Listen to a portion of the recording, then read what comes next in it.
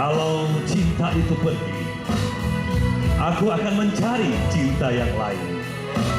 Andaikan cinta yang lain itu juga pergi, aku pun akan terus mencari cinta yang lain. Siap-siap, keluarin suaranya ya.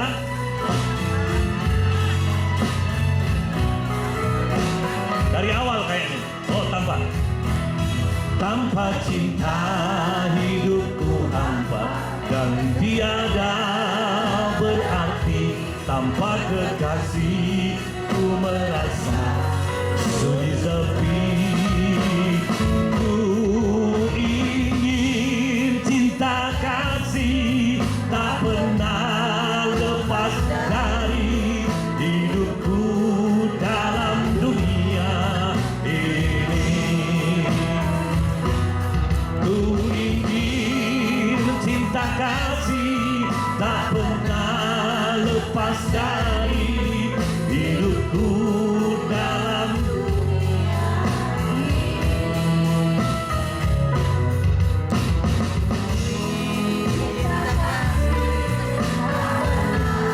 Lepas dari hidupku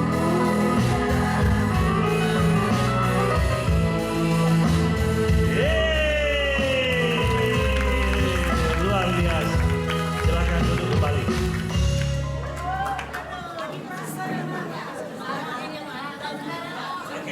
Dangdut Om. Duduk.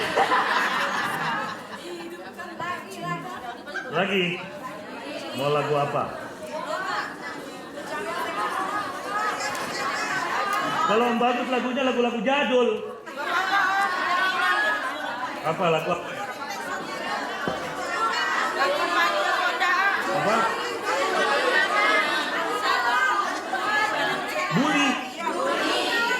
Bruri. Ibadamu. Oke, boleh cari. Boleh juga ini apa? Coba ketik Bruri. Coba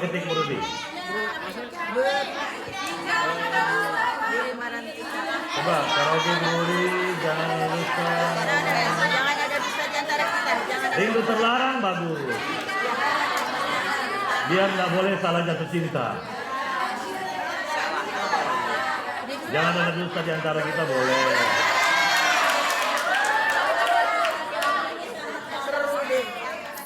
Nyanyi lo ya, berdiri.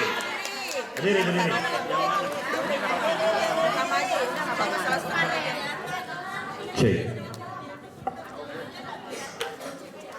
Masih ada iklannya nih, sebentar. Pakai gestur ya. Katakanlah kitalah penyanyi profesionalnya. Ya. Om Bagus juga bukan penyanyi, tapi kita latihan ekspresi. Jadi geser aja nih, biar kelihatan. Jangan. Jangan ada dusta di antara maling. Ini juga kamera. Yang ekspresinya jelek, kalau difoto jadi jelek loh. Ya Pak ya. Harus ekspresinya bagus. 3, 2, halus 1. Sudah siap? Gimana sih lagunya, lupa? Katakan. Oh, katakan Pada salahku pada benar bukan.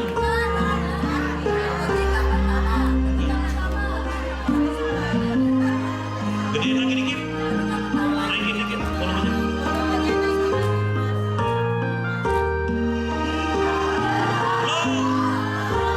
Ketika pertama ku jumpa denganmu, bukankah pernah ku tanyakan padamu kasih, takkan kecewakan kepada diriku, takkan menyesalkan kau hidup denganku kasih.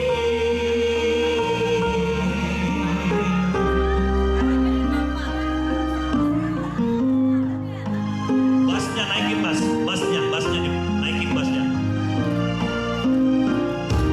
Memang kau bukan yang pertama bagi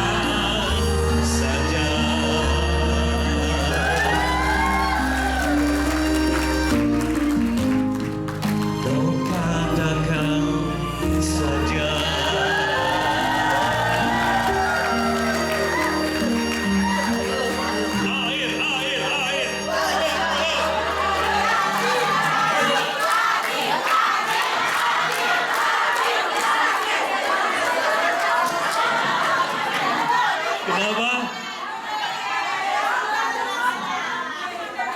Materi katanya. Kalau nyanyi bisa di rumah. Ya.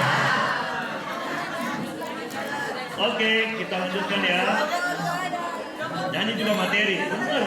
Nyanyi itu sangat penting. Nanti kita nyanyi lagi, tenang. Kita selesaikan dulu secara jantan ya. Baik, kita sudah sampai di bagaimana kita bagaimana kita memahami yang disebut dengan mengingat Allah. Bahwa mengingat itu bukan hanya mulut. Karena mengingat itu ketika diucapkan dia adalah komitmen. Ya, di mana manusia hidup harus punya komitmen. Komitmen itu apa, Om? Sumpah. Komitmen itu tekad. Komitmen itu adalah cita-cita. Komitmen itu sesuatu yang sudah digariskan. Kalau sudah digariskan harus dilalui. Jadi C pertama adalah komitmen.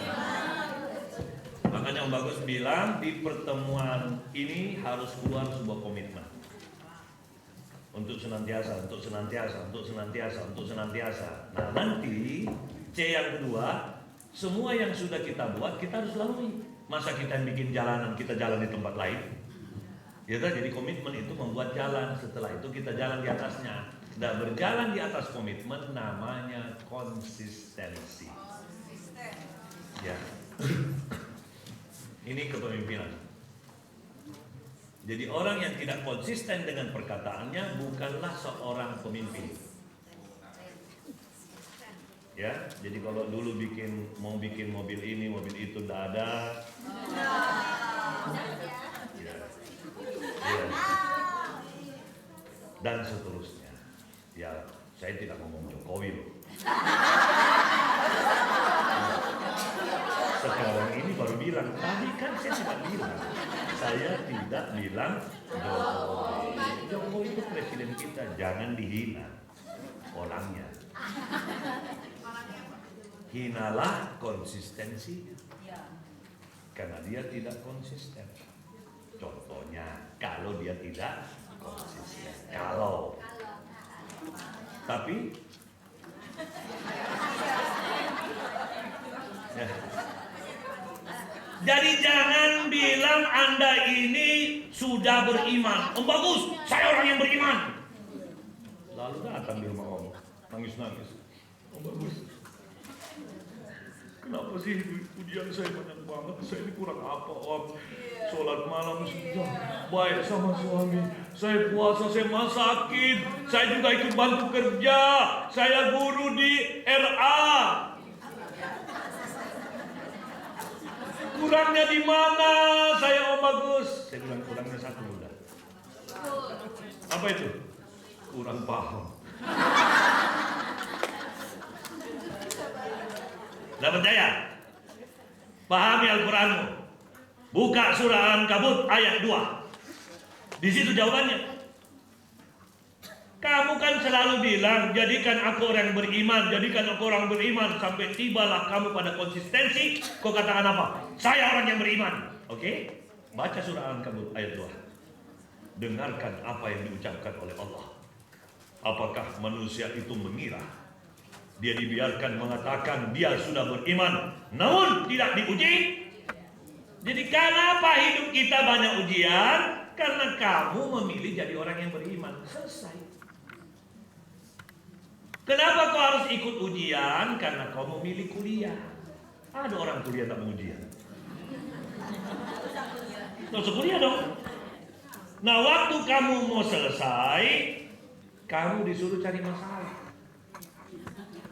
Skripsi. Begitu kamu S2, masalah lagi. Tesis. Mau S3, masalah lagi disertasi. Mau jadi profesor, suruh cari masalah terus. Kita nggak mau cari masalah. Tapi saya tidak bilang bikin masalah. Saya bilang cari masalah. Om, saya lagi cari masalah, Om. Apa kurangnya saya sebagai istri yang soleha? Cari. Kalau kau tidak pernah cari, kau tidak tahu caranya menjadi istri yang soleha.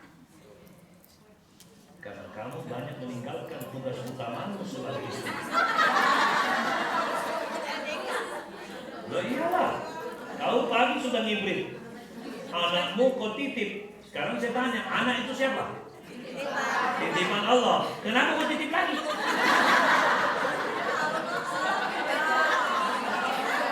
Loh, jawab. Jangan ketawa, jawab.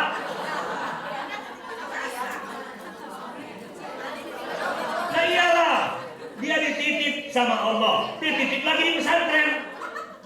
Di pesantren kita titip sama kiainya, kiainya titip lagi sama ustadznya. Ustadznya bilang, saling jaga kalian ya. Lalu dia pergi. Kasiannya itu anak, begitu dia lulus pesantren, dia pikir dia boleh pulang ke rumah. Lanjut di pesantren itu. Dalam hatinya gue dititip lagi. Pindah lagi jadi pesantren ini. Waktu SMP di bilang, sebentar saya lulus, kumpul sama mama sama papa, gue pengen belajar sama dia. Begitu balik,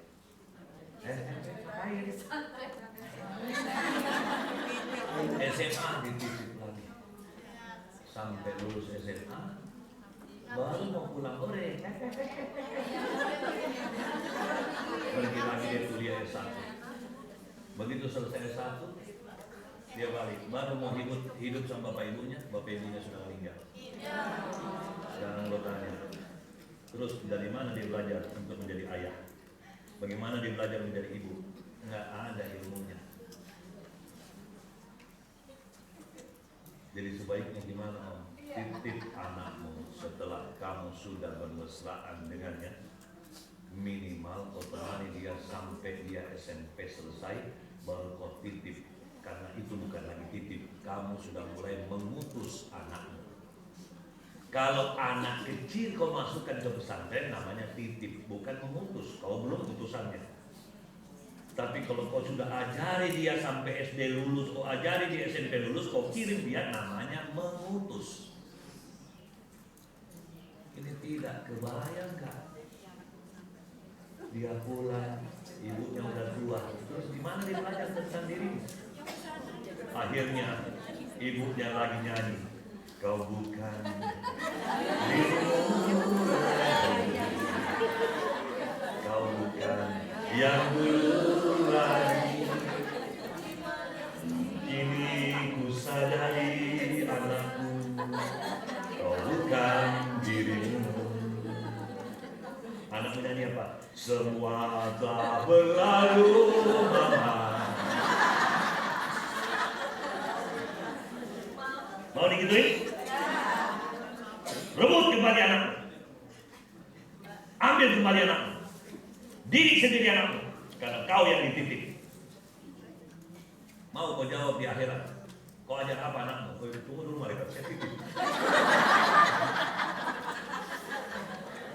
Mohon maaf ya, mohon maaf. Itulah mengapa saya berkantor di rumah, tidak berani kantor di luar. Karena saya ingin mengawal anak saya dua-duanya itu sampai dia tua. Saya ajari sendiri dengan semua kebodohan, biarin. Yang penting saya belajar, saya ajari, saya belajar, saya ajari. Pusing amat, karena itulah ikhtiar saya. Karena saya ingin dapat rapot yang baik dari Tuhan. Karena saya tanya, boleh ibu sekolah SMA ketika ujian orang lain yang datang? Apalagi ujiannya Allah, hadapi. Bahaya ini ceramah ya. Tapi kan om. Tidak ada tapi. Itulah C yang terakhir, namanya konsekuensi. Tapi om berat, itu konsekuensinya siapa suruh beranak?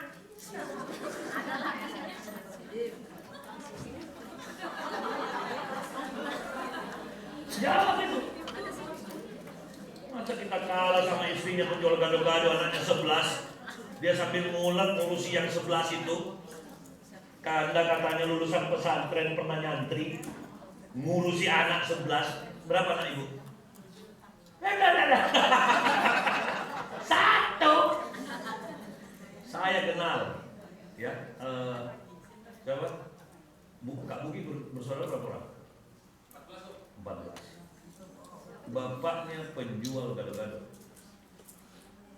Rumahnya cuma secuil, tapi anaknya sukses semua ilmu agamanya.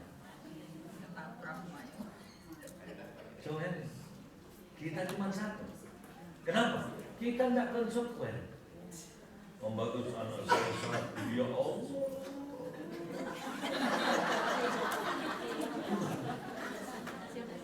Masih mending kalau itu.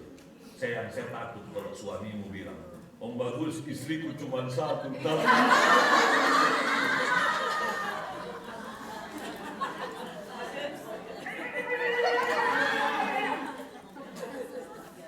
Jadi waktu saya main ke rumahnya, saya main di lantai 3, apa suaminya bilang?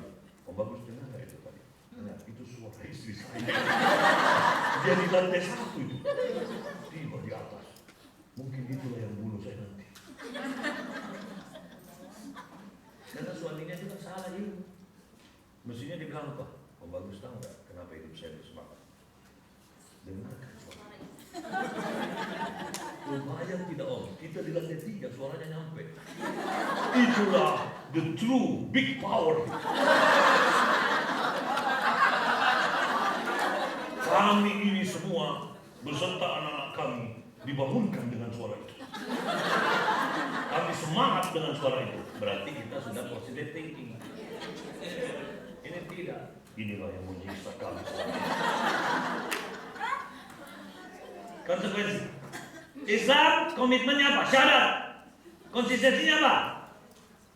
Sholat loh, puasa loh, umroh, bayar zakat, infak sedekah. Ini gue keluarin kupon Basnas habis ini. Kan saya duta zakat, saya jatah aja satu orang doang. Jangan uangnya Basnas, uang kita pakai. Mana sekarang saya ajak Anda berpikir, agama mengajarkan begini atau begini? Awas lo ya, awas habis ini. Mana kupon Om siapa? Lo saya gede-gede, 2000 aja. Jadi bayangin, kalau kita hari-hari bilang sedekah, kita yang nggak pernah sedekah. Jangan uangnya Basnas kita keruk kalau kita tidak balikin secara cicil. Itu uangnya Allah. Balikin lagi kepada Allah. Ya ayyuhalladzina amanu in tansurullaha yansurkum wa yusabbit aqdamakum. Apa artinya?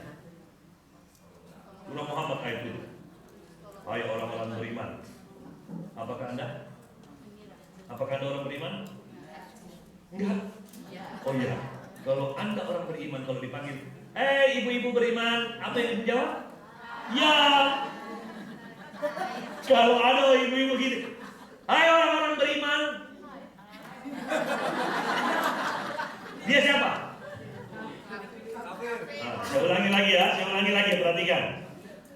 Hai ibu-ibu cantik. Berarti dia cantik gak? Enggak. Tapi kalau hai ibu cantik, berarti dia itu. Sekarang, ya ayyuhalladzina amanu. Lupa lagi bahwa manusia itu bukan cuma mulut. Cinta tanpa gerakan. Cinta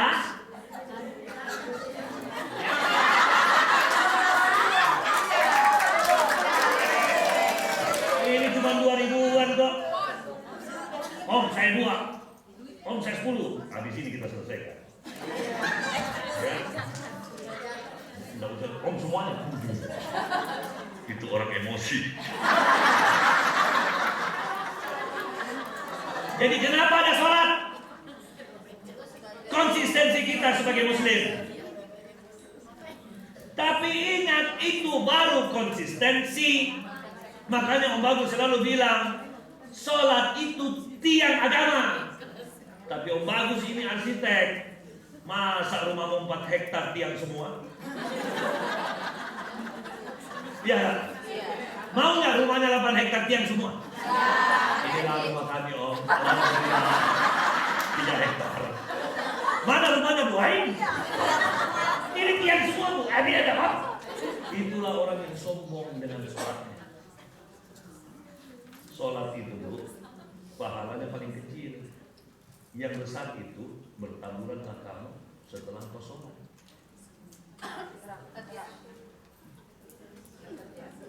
Cari apa? Cari konsekuensi. Makanya kenapa dalam Islam ada sabar, ada ridho, ada ikhlas, ada ikhtiar, ada semangat. Itu semua konsekuensi. Jadi kalau ada anggota IGRA yang tidak mau sabar, tidak mau mengalah, dia tidak konsekuen dengan keislamannya. Paham? Jangan kita masing-masing kecamatan mengontok. Gak bisa. Kami dari pertukangan mintanya begini. Orang Pesanggaran ini. Terus kami ini Pesanggaran gimana? Kita kan sama-sama Pesanggaran nih. Pokoknya enggak. Sekali enggak, tetap enggak. Gimana kalau Islam semua begini? Ya kan? Kapan kita bersatu?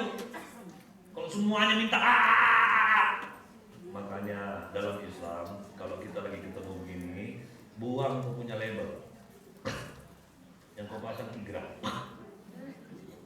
Itu baru rukun. Kita enggak. Mohon maaf ya. Mohon maaf ya. Kami orang NU enggak gitu. Datang lagi Muhammadiyah. Mohon maaf.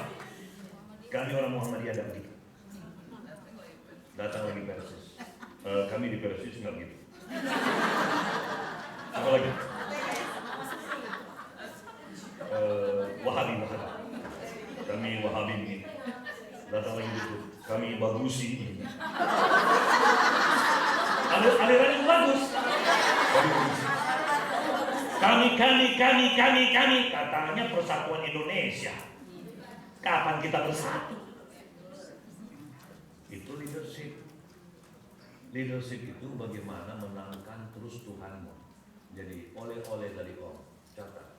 Tidaklah seseorang anggota IGRA dikatakan telah berpikir kalau apabila dia sudah berpikir, dia mesti mau melawan Tuhannya. Contoh, ada anggota IGRA ngomong gini, setelah saya pikir-pikir, oh bagus, saya nggak mau bayar utang saya. Berarti dia mikir nggak? Ya enggak dong.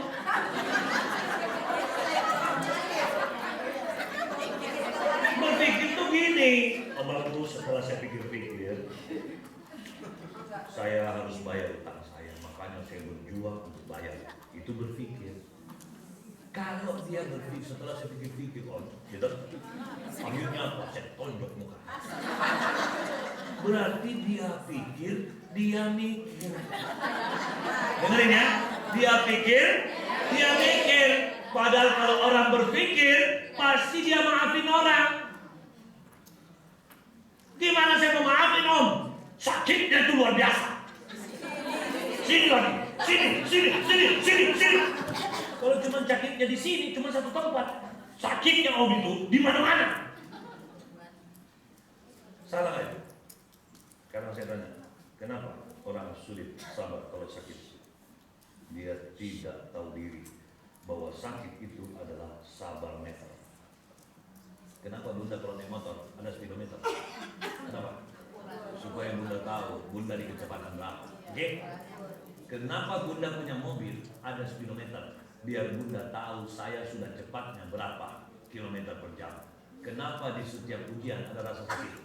Biar kau tahu sebesar apa kelapangan dan pahala sabar kamu ketika sakit. Kalau cuma suamimu terlambat pulang, jangan. Kalau cuma kau dapat suamimu SMS sama cowok sama cewek, cewek. Kalau suamimu SMS-an sama cowok, itu boleh berantem.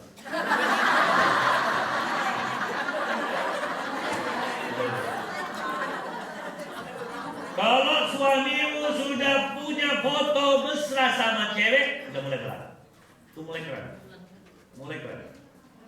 Makanya jangan minta surga kalau kau belum pernah diuji, karena itu juga ayat.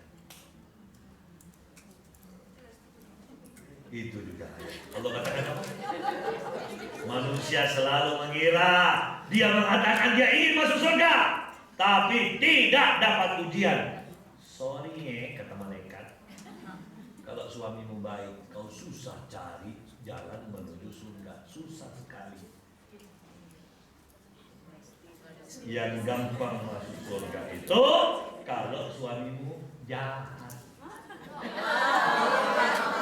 Lo harus ada dalilnya kalau ngomong kan. Makanya ada kuat. Ya Allah, kenapa sih suami saya jahat? Diam, tenang. Sekarang saya mau tanya sama ibu, mana lebih jahat, suami ibu atau Fir'aun?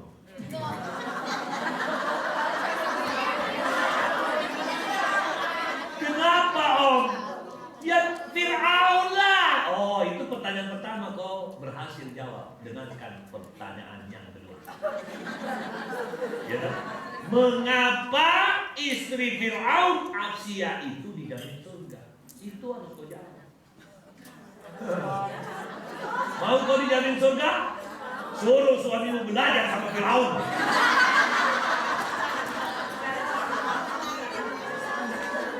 Iya gak? Ada lagi sotoy datang ke rumah. Kenapa suami saya sifatnya begitu? Kenapa dia selalu begini? Kenapa dia selalu begitu? Sudah, tenang.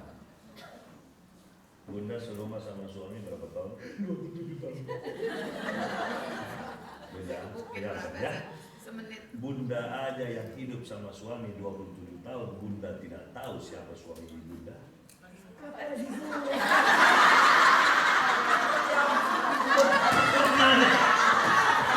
Tanya ke saya loh, lihat foto suamimu aja gak pernah.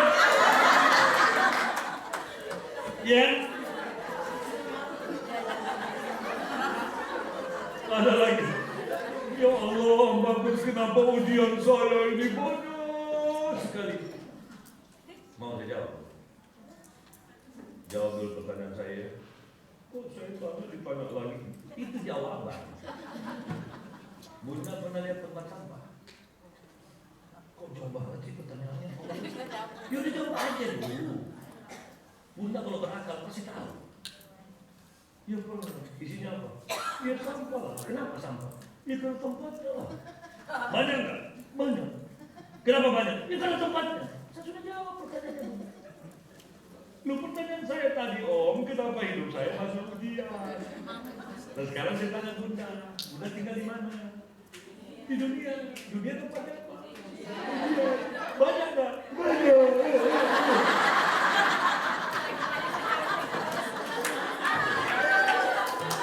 Mau tidak ada ujian? Gampang. Tinggalkan tempatnya. Langsung jalan. Harus aku mati karenamu. Ya kan? Nah itu dia. Jadi Bapak Ibu sekalian, leadership adalah agama. Silakan pulang dari sini belajar agama, tapi tolong pola belajarnya ditambah. Yang kemarin hanya surat, sekarang syirat. Ya, bagus. Tolong dong ajarin bagaimana caranya agar istiqomah. Bagus, tolong dong ajarin bagaimana caranya agar sabar. Itulah pertanyaan yang paling banyak ditanyakan ke Om. Akhirnya Om Bagus melakukan penelitian. Saya temukan cara sabar satu-satunya yang terbaik di muka bumi ini. Tidak ada duanya. Kalau ada yang menemukan lebih bagus daripada cara yang saya temukan, saya keluar dari Islam. Makanya jangan ketawa, ini serius. Kamu tahu cara sabar? Catat. Siap? Satu dan satu-satunya.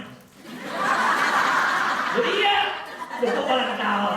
Catat sudah. Satu dan satu-satunya adalah sabar.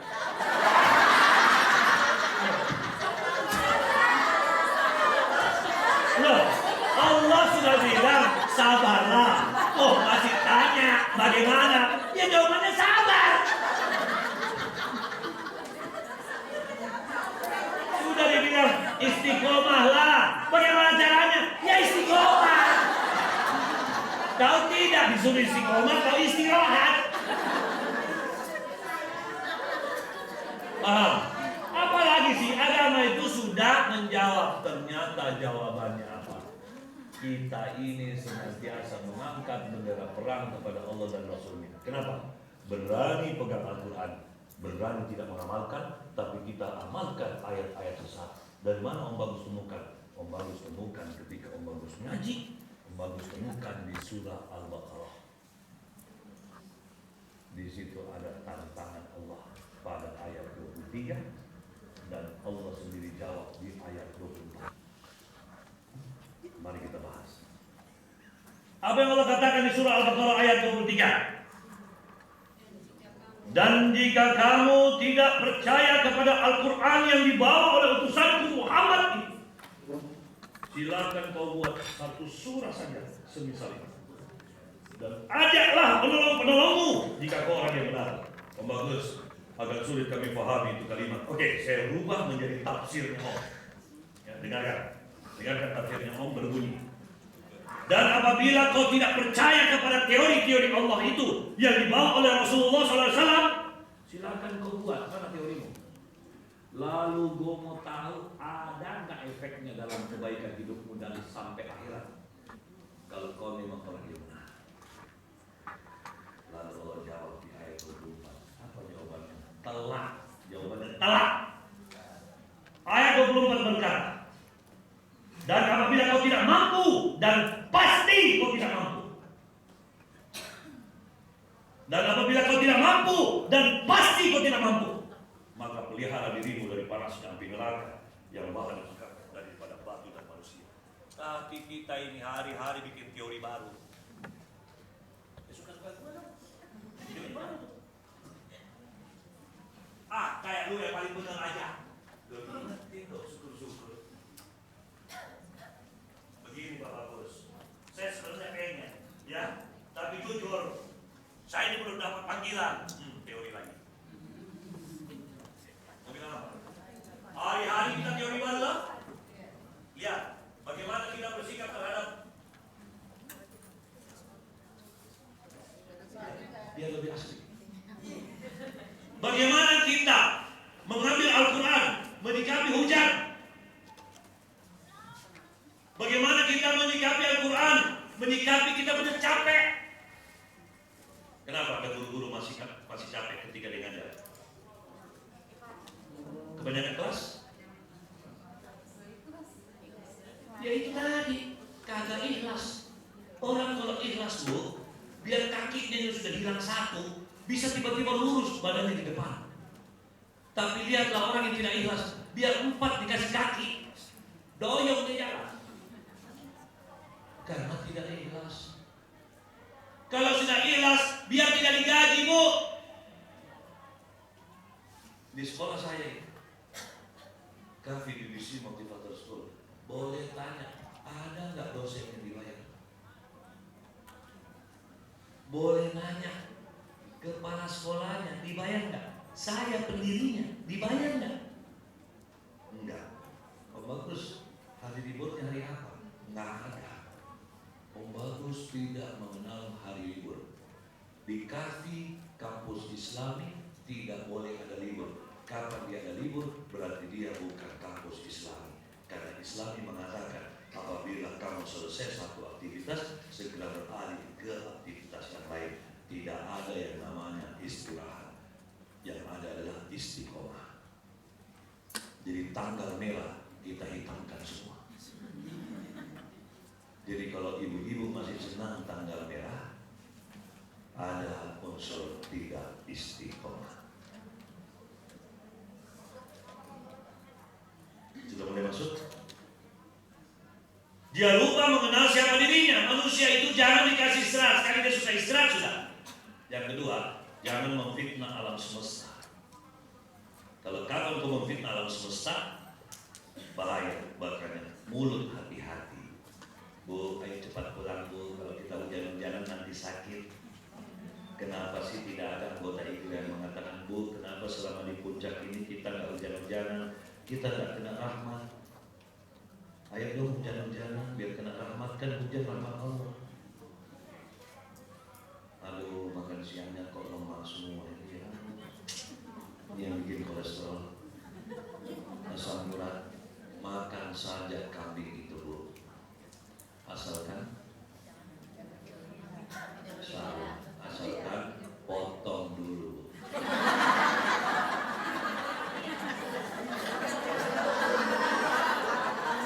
Jangan berlebihan. Kambing lagi jalan mau makan. Potong dulu. Ya tetap dimasak dan seterusnya. Oke, kita sudah tiba di jam 11 lewat. Asisten saya sudah kode-kode. Tapi saya masih senang kalau ada yang bertanya, karena saya takut kita pulang setengah ilmunya. Kenapa setengah ilmu? Kapan orang yang setengah ilmunya dia masih bersama setan? Makanya jangan setengah ilmu. Apa-apa itu gali sampai hakiki baru jalankan. Kalau setengah-setengah pasti sama setan. Makanya semua yang setengah di muka bumi ini pasti ada setannya. Tidak percaya? Ini saya buktikan yang terakhir teori saya ya. Apa itu setengah? Bedakan setengah dengan di tengah ya. Di tengah itu tidak selamanya setengah. Tapi setengah itu artinya tidak nyampe. Kalau sini bodoh, sini pintar, sini apa? Dalam bahasa Jerman disebut kemerol. Kemerol. Tahu kemerol? Dalam bahasa Jerman, jejere kauman. Itu bahasa Jawa, namanya soteu, namanya sotoy. Oke? Kalau sini miskin, sini kaya, sini apa? OKD. Orang kaya baru pasti sotoy. Orang kaya lama bu, tidak ada yang sombong. Orang yang miskin apalagi? Lah ya, jadi orang yang kena sombong itu orang yang baru kaya atau hampir kaya.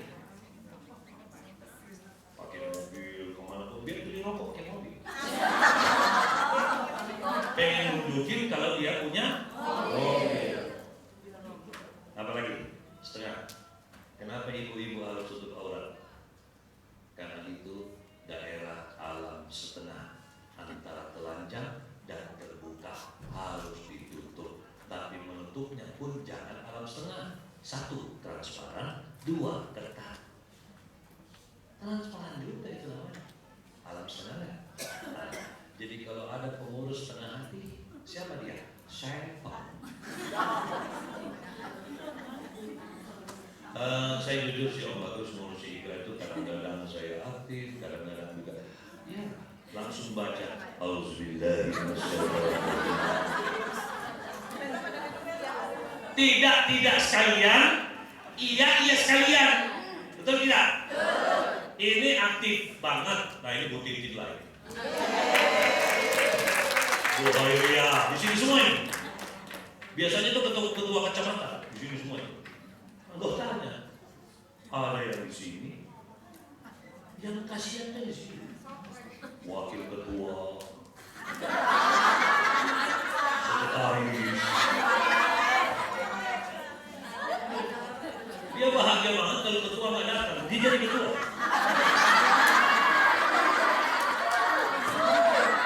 Betul ya? Tapi kalau ada ketua, gue cuma sekretaris gue. Alam setengah lagi kan? Mana lagi alam setengah? Kalau sini gelap, sini terang, sini apa? Makanya kalau bikin acara besok jangan yang ngomong-ngomong. Nanti ada pesertanya alam setengah juga.